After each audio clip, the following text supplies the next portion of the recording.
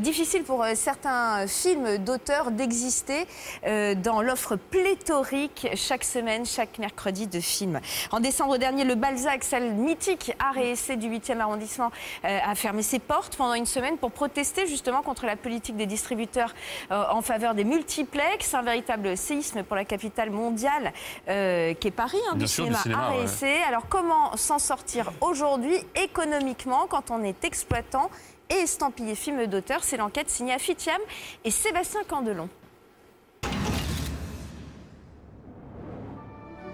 Décembre 2011, coup de théâtre dans le milieu du cinéma d'art et d'essai. Le directeur de la salle mythique Le Balzac, située aux Champs-Élysées, décide de fermer temporairement sa salle pour attirer l'attention des pouvoirs publics.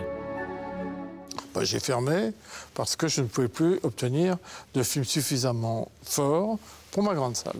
Et il me semble important qu'un cinéma d'art et d'essai aux Champs-Élysées puisse avoir également des films d'auteurs que nous avons au départ mis en valeur et donc qui nous reviennent également de droit. Des conversations sont en cours pour que les distributeurs n'oublient pas le Balzac dans le cadre de leur politique aux Champs-Élysées.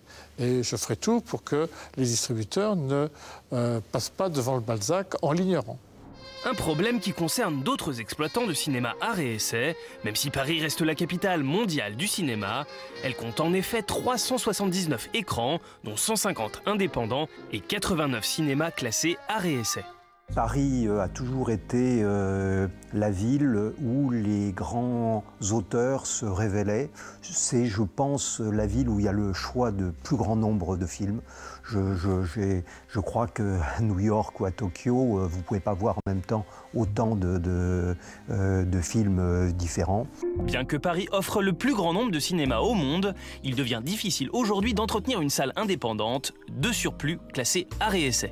Une salle peut être rentable, même si c'est difficile. Il faut se battre pour attirer le public, pour le fidéliser, pour présenter sans arrêt une actualité nourrie. Il faut souligner le rôle que jouent les pouvoirs publics dans le maintien des salles telles que les nôtres.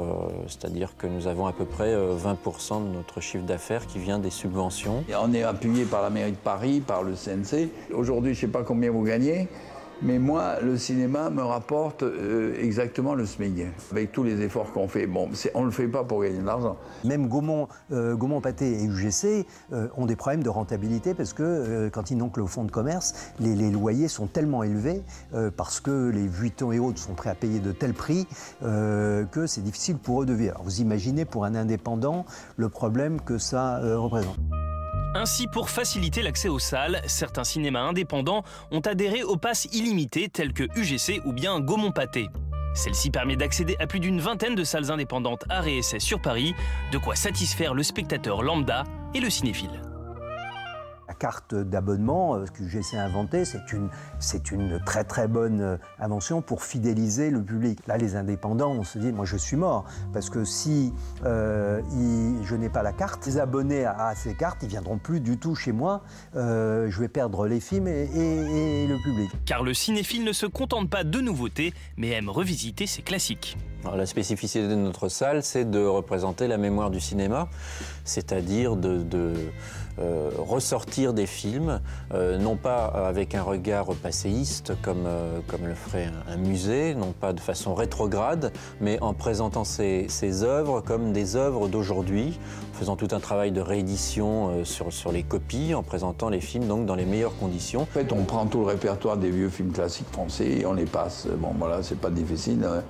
Il y a 600 ou 700 films, donc voilà, on fait ça. On veut que les jeunes connaissent les vieux films. En fait, c'est ça. C'est un peu éducatif, notre truc. C'est ainsi que la famille Enochsberg a pris un pari fou en construisant le cinéma des Lilas, le premier complexe de cinéma indépendant classé art et essai. Cette salle, 1500 fauteuils, 1000 mètres carrés de commerce. Moi, j'aimerais faire en même temps du film français voilà, qui peut être programmé sur 15-20 écrans Paris. Et en même temps, aller, puisqu'on a cette salle, pouvoir aussi se permettre une programmation un petit peu plus pointue. Ouverture prévue le 17 octobre 2012. En attendant, bon film.